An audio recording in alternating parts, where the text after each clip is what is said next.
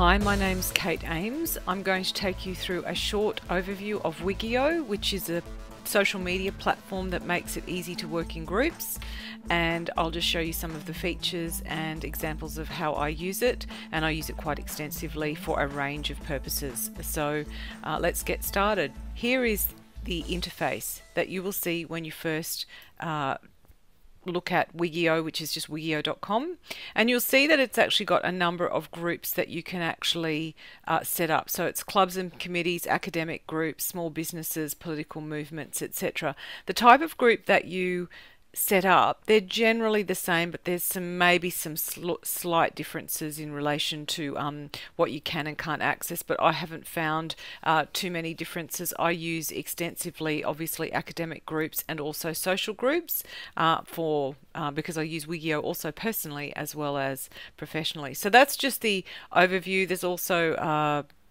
a tutorial as to how to use it and just an overview of the features.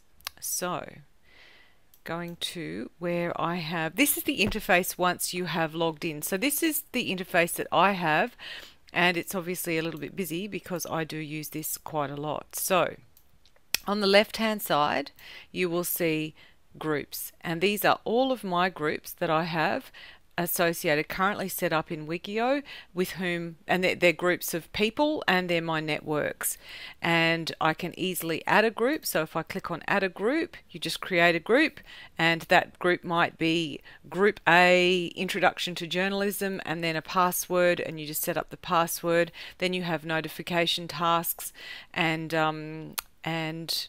you can have summaries of how you want to actually communicate. I'm just going to cancel that for the time being. It's very, very self-explanatory. You then add your members and everybody gets a copy of the email and the password to get into that particular group.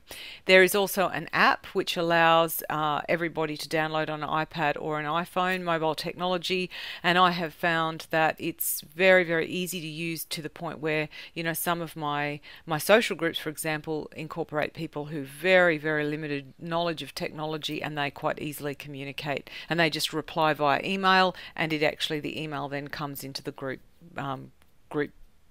area, and there are others who will actually be working on the app. So it covers a fair range of user ability as such. So here we have our groups, and I'm just going to click on Celeste, our colleague Celeste Lawson, with her permission. So when she was doing her PhD, we had a group, and that allowed us to communicate. And the great thing about Wiggio is it actually keeps the records of conversation. So you'll see here that we have 3 tabs: a feed, a folder, and a calendar. And this is basically a chat feed, and you could type in test here, and then the participants, it will show the 2 participants at the moment. It's now Celeste and myself. I can post that. I can actually add files. I can attach things. I can actually create to-dos. There's a poll message, or actually schedule an event. So if I post that, for example, you will actually then see it just comes back down into my feed. You have folders that you can set up. So you've got drafts, photos, for example, and then single files. And then we have calendars, and we can actually schedule events. So you add an event. So let's add an event here, and I can create an event, and it reminds us. So it's just like your Outlook calendar. So I'll cancel that. One of the things that I use quite a bit too is meetings. If you can schedule a meeting, and you can schedule a conference call, a virtual meeting.